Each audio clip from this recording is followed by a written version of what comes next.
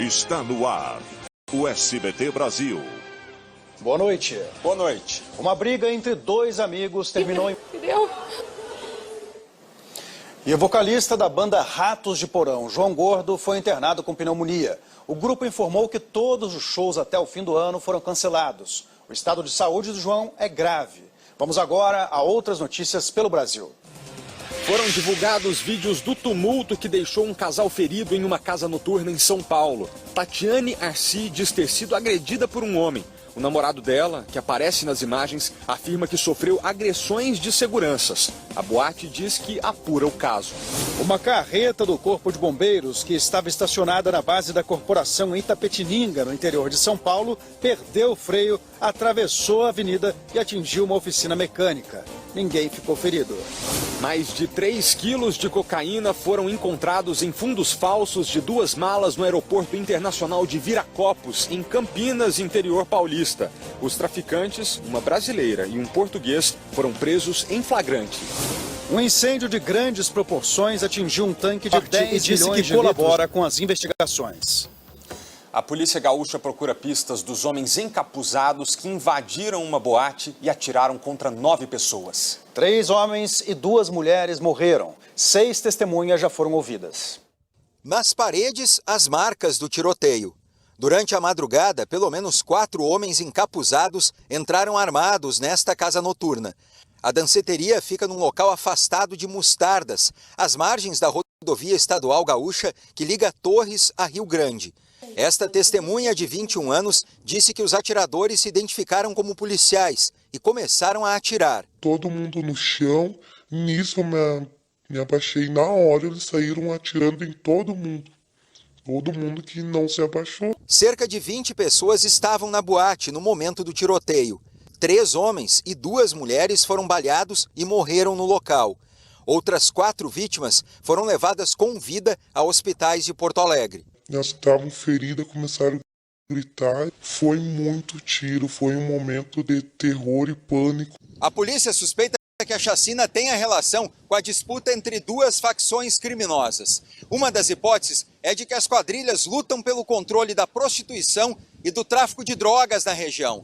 Por isso, as boates estão entre os principais alvos. Mostardas é uma cidade pacata, uma cidade tranquila aqui do litoral norte, e é a primeira vez que ocorre um crime dessa natureza aqui no município, então por isso a Polícia Civil está empenhando todos os seus esforços. As imagens das câmeras da danceteria serão analisadas.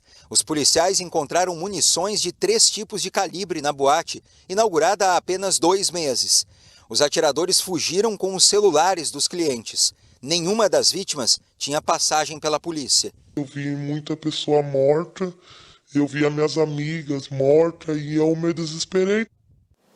Um motorista embriagado provocou a morte de um casal em Gravataí, na região metropolitana de Porto Alegre. O homem fugiu, mas foi capturado pela polícia.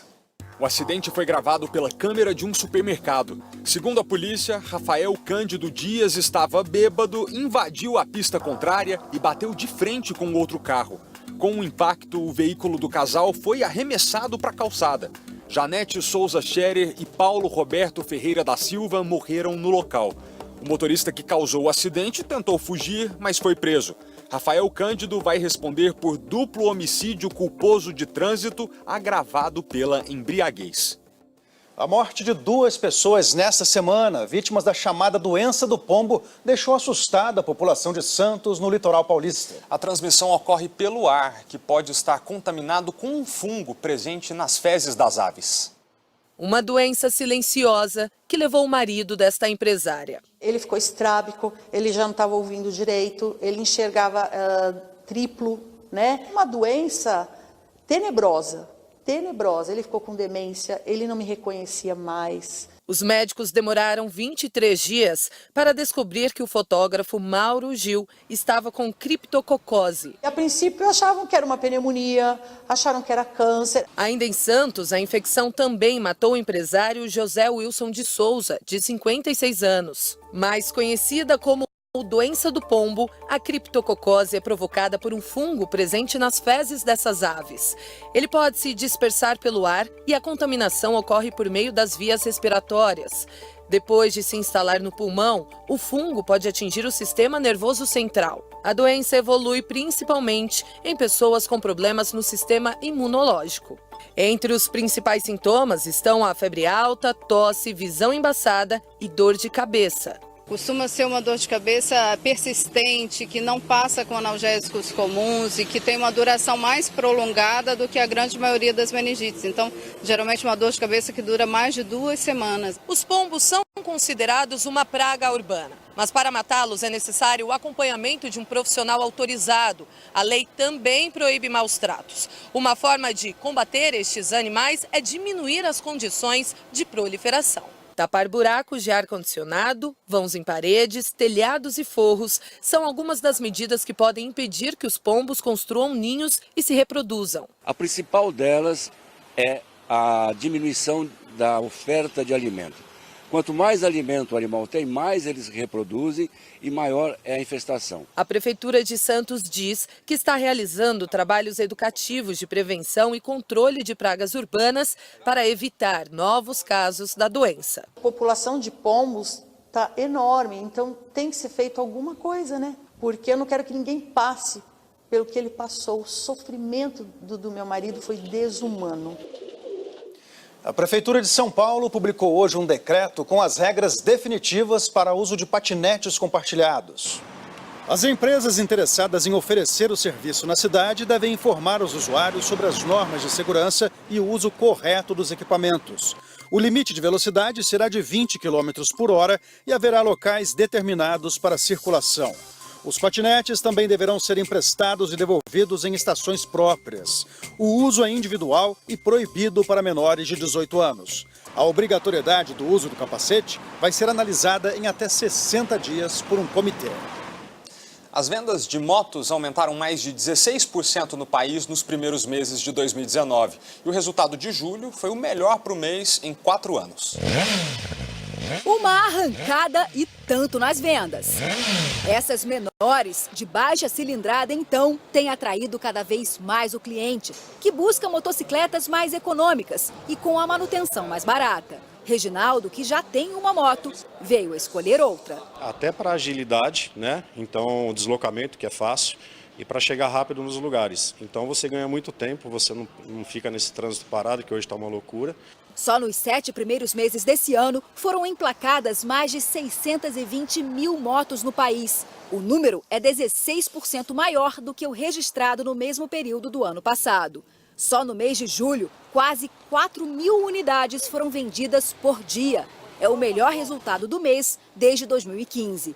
Os comerciantes comemoram. Hoje, o cliente pode vir aqui na loja e comprar no cartão de crédito, além da gente ter igualado as taxas de juros de financeira, que sempre foi melhor para carro. Então, hoje, o cliente tem um leque maior de poder de compra. Hoje em dia, o consumidor que acelera o mercado de motocicletas é aquele que quer trabalhar sobre 2 rodas. Muitas motos já saem das lojas assim, com o baú na carona, pronto para carregar, quem sabe, uma nova oportunidade de emprego. Serviços de motoboy e entregadores de comida, por exemplo, cruzam o nosso caminho o tempo todo, em todo lugar. Essa tem sido uma saída para driblar a crise financeira, segundo este economista. A falta de oportunidade de se enquadrar no mercado para uma vaga ou pela aquela falta de qualificação, você não quer abrir mão da sua carreira, então você acaba buscando uma alternativa. E os aplicativos de motos, que é a Moto Delivery, ela se ampliou de uma forma muito grande. Alan trabalhava com carteira assinada, mas perdeu o emprego há 1 ano. No mês passado, decidiu mudar de direção, comprou a moto e passou a trabalhar com serviço de entregas por aplicativo. Para ele, o novo negócio está sendo uma mão na roda. Estou trabalhando legal, estou há 3 semanas já. Os ganhos são bem mais vantajosos do que trabalhar registrado, como eu trabalhava, né? Para mim está sendo bem vantajoso, sim. Conhecido por ser um dos maiores contratantes do país, o setor de telemarketing vem fechando vagas desde 2015. O principal motivo é a chegada da tecnologia de inteligência artificial, que substitui os postos de atendentes por robôs. Há 3 anos, este call center em São Paulo tinha 500 atendentes. Eles faziam e recebiam em média 62 pessoas morreram após a explosão de um caminhão-tanque na Tanzânia. Outras 70 ficaram feridas. Segundo as autoridades do país africano, parte das vítimas estaria roubando combustível do caminhão no momento do acidente. Inundações e deslizamentos provocaram a morte de 114 pessoas no sul da Índia. Mais de 60 mil estão desabrigadas. O governo ordenou que o exército ajude no resgate dos sobreviventes. Com ventos de mais de 170 km por hora, a passagem do tufão Lekima deixou 18 mortos no leste da China. Mais de 1 milhão de pessoas tiveram de sair de casa e 16 estão desaparecidas. Centenas de voos foram cancelados. Em Luxemburgo, uma passageira gravou de dentro do carro a chegada de um raro tornado ao país. 19 pessoas ficaram feridas. Dezenas de veículos e casas foram parcialmente destruídos.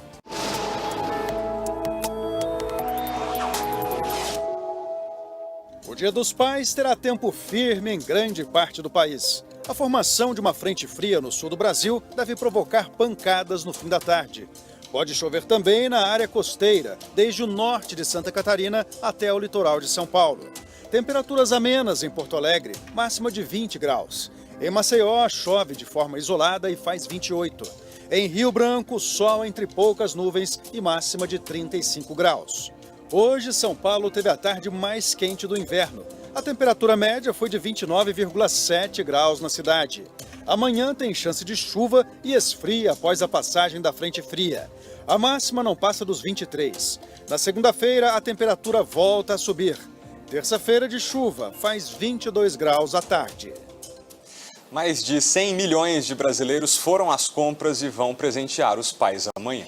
O repórter Léo Santana está agora em um shopping no Rio de Janeiro.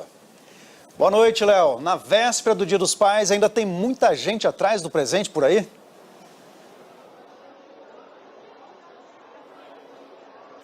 Boa noite, Marcelo. Boa noite a todos. Olha, ainda falta cerca de 1h30 para fechar o shopping, mas a movimentação ainda é muito grande aqui. Muita gente fazendo compras, confirmando aquela tradição brasileira de deixar tudo para a última hora, até o presente do pai. Os shoppings foram o local de compra preferido dos consumidores este ano, que disseram que gastariam em torno de R$ 190 com os presentes, ou seja, 40% a mais em relação ao mesmo período do ano passado. O comércio, é claro, comemora. A data deve injetar 20 bilhões de reais na economia. Para driblar os preços altos, muita gente optou por dividir o valor do presente com outra pessoa. Pesquisar antes da compra também foi uma saída. Aqui ao meu lado está o Rodner com o filho dele, o Enzo, e você ainda não fez a compra do presente do seu pai, é isso? Eu deixei para cima da hora, né? Aí eu vim aqui comprar aqui os purificadores da Soft. Eu já tinha pesquisado, aí vim fechar agora com ela. E você, vai ficar sem presente? Daqui a pouco ele vai dar, né? Daqui a pouco ele vai estar dando presente, né? Em algumas horas, né? Em algumas horas, Tá ótimo. Muito obrigado, feliz Dia dos Pais para você. Obrigado. Para todo mundo que está em casa e aí no estúdio também, Marcelo. Obrigado, Léo Santana, que falou ao vivo do Rio de Janeiro. O Esporte Clube Bahia realizou durante toda essa semana de Dia dos Pais uma campanha em Salvador chamando atenção para a importância do reconhecimento da paternidade.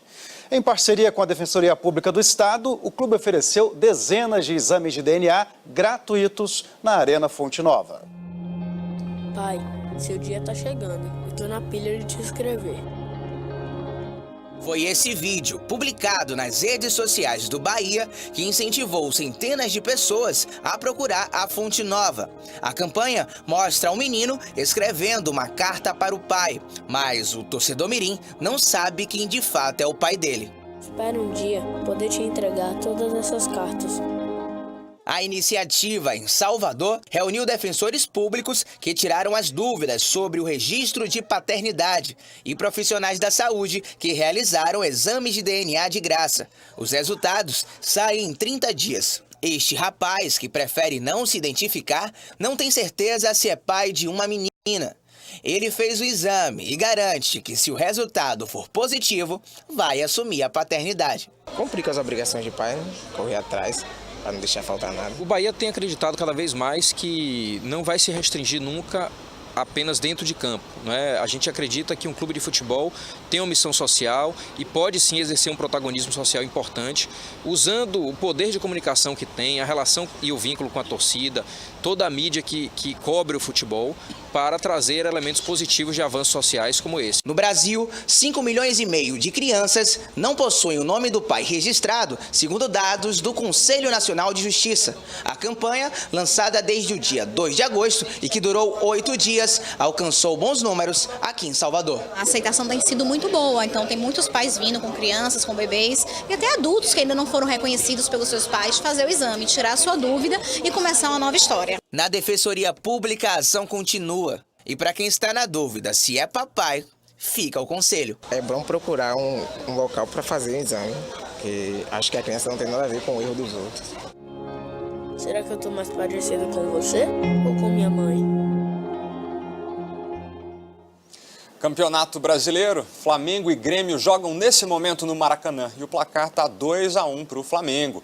Mais cedo, o Ceará goleou a Chapecoense por 4-1 e o São Paulo venceu o Santos, que mesmo com a derrota ainda lidera o Brasileirão. No Morumbi, o Santos marcou primeiro. Diego Pituca acertou o travessão e no rebote, Eduardo Sacha completou para o gol. No início do segundo tempo, Alexandre Pato empatou para o São Paulo. Logo depois, pênalti para o time da casa. Reinaldo bateu e virou o jogo, 2-1. Alexandre Pato roubou a bola no ataque e fez mais um para o tricolor. O Peixe diminuiu com um gol contra de Raniel, mas não conseguiu empatar. Final, São Paulo 3-2.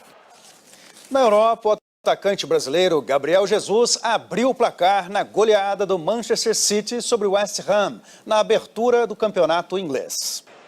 O jogo foi em Londres. No cruzamento, Gabriel Jesus se antecipou e mandou para a rede. 1-0 City, atual bicampeão da Liga. Sterling recebeu livre e ampliou a vantagem.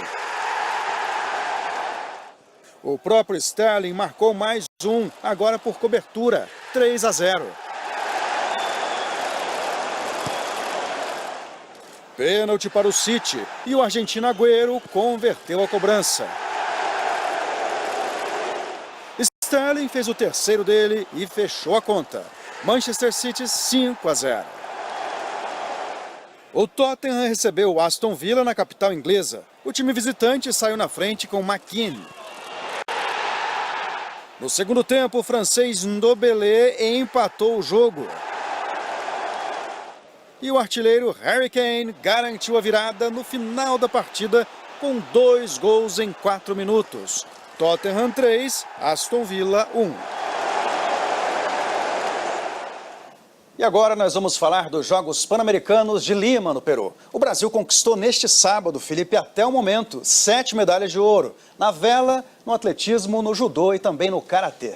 Pois é, Marcelo, com o segundo lugar na classificação geral praticamente assegurado, a delegação brasileira busca agora realizar a melhor campanha da história do país na competição mais importante das Américas. E falta só uma medalha de bronze para o Brasil já igualar a marca do PAN de 2007, no Rio de Janeiro.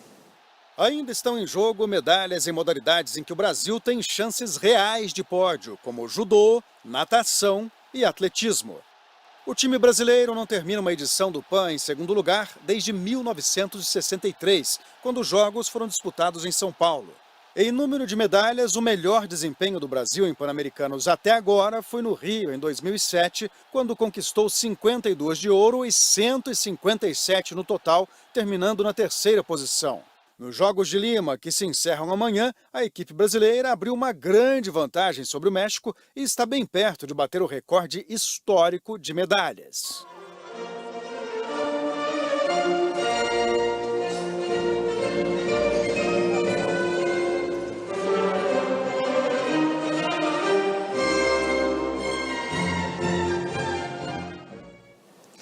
Nesse momento, o Brasil disputa a medalha de ouro contra Porto Rico no tênis de mesa feminino por equipes. Se as brasileiras vencerem, a delegação garante a melhor marca da história nos Jogos Pan-Americanos. Vamos torcer. E o SBT Brasil fica por aqui. Desejamos uma boa noite e um feliz Dia dos Pais. Boa noite, bom fim de semana.